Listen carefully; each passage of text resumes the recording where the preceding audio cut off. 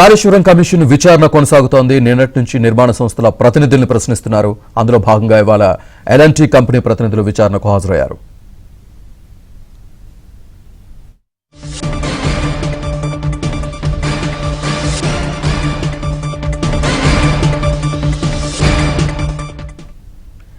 Kaleshwaram commission విచారణ కొనసాగుతోంది. నిన్నటి నుంచి నిర్మాణ సంస్థల ప్రతినిధుల్ని ప్రశ్నిస్తున్నారు. అందులో భాగంగా ఇవాళ ఎల్ఎన్టీ కంపెనీ ప్రతినిధులు విచారణకు హాజరయ్యారు. పూర్తి సమాచారాన్ని మా కరెస్పాండెంట్ నరసింహరావు అందిస్తారు. నరసింహరావు.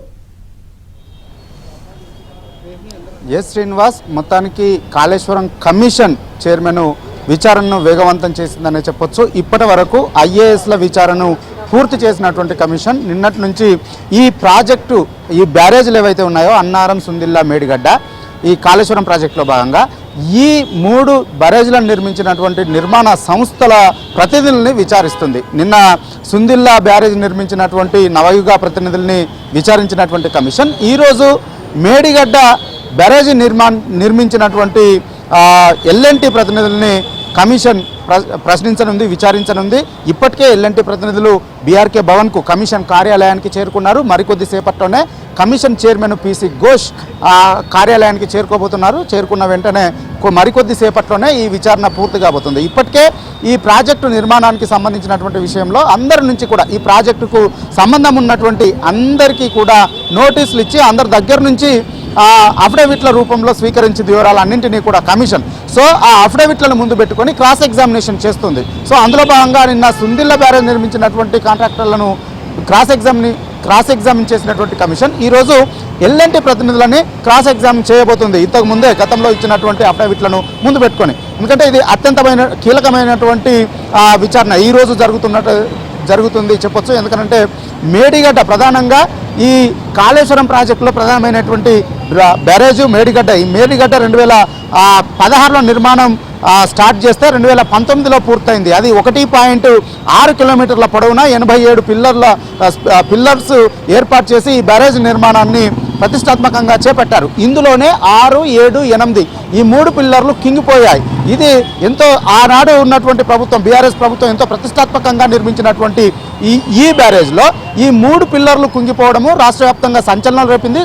ప్రధానంగా ఆ విషయంపైనే కమిషన్ ఏర్పాటు చేయడము, విచారణ ప్రారంభం కావడం అనేటువంటిది జరుగుతుంది. ఈ నేపథ్యంలో ఈ పిల్లర్ల కుంగుబాటు, నిర్మాణము, నాణ్యత, ఈ ప్రమాణాలన్నింటిపైన కూడా ఈరోజు కులంకషంగా విచారణ జరిపేటువంటి అవకాశం ఉంది.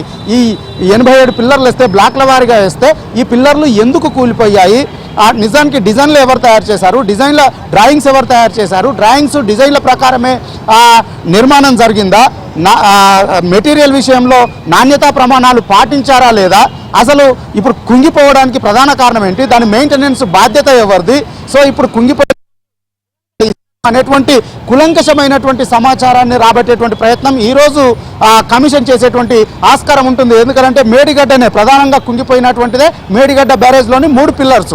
దీనిపైన ఇప్పుడు విచారణ జరుగుతున్నటువంటి నేపథ్యంలో దీనిపైన పూర్తి వివరాలు రాబట్టి ఈ నిర్మాణ సంస్థ ద్వారా రాబట్టేటువంటి ప్రయత్నం అయితే చేస్తూ ఉన్నారు. ఇప్పటికే అఫిడవిట్ రూపంలో తీసుకున్నారు. అనేక రకాలైనటువంటి అనుమానాలు ఇప్పటికే వ్యక్తమవుతున్నాయి. విజిలెన్స్ దీనిపైన రిపోర్ట్ ఇచ్చింది, ఎన్డీఎస్ఏ రిపోర్ట్ ఇచ్చింది, కాగు కూడా రిపోర్ట్ ఇచ్చింది. ఇప్పటికే కొన్ని ప్రాథమికమైనటువంటి లోపాలని కమిషన్ కూడా ఇప్పటి వరకు జరిపినటువంటి విచారణలో కొన్ని గుర్తించింది. ప్రధానంగా అందులో సెకండ్ ఫైల్స్ని ఉపయోగించారు. వాస్తవానికి షీట్ ఫైల్స్ను ఉపయోగించాల్సినటువంటి ప్రాజెక్టులో సెకండ్ ఫైల్స్ను ఉపయోగించారు, నిర్మాణం చేశారు. వేగంగా త్వరితగతిన పూర్తి కావాలనేటువంటి ఉద్దేశంతో ఈ విధంగా సరైనటువంటి ప్రమాణాలు పాటించలేదు అనేటువంటి ఒక ఆరోపణలు దీని విషయంలో ఉన్నాయి. అంతేకాకుండా ఎల్ఎన్టీ ప్రధానమైనటువంటి నిర్మాణ సంస్థ అది నిర్మించిందా, లేదంటే ఎవరికైనా సబ్ కాంట్రాక్ట్ ఇచ్చి నిర్మించిందా అనేటువంటి అనేక రకాలైనటువంటి అనుమానాలు వస్తున్నటువంటి నేపథ్యంలో వాటన్నింటికీ సమాధానాలని ఈరోజు విచారణలో కమిషన్ రాబట్టబోతా ఉంది. బరికాసపట్లనే ఈ విచారణ ప్రారంభమవుతుంది. శ్రీనివాస్. Right, thank you.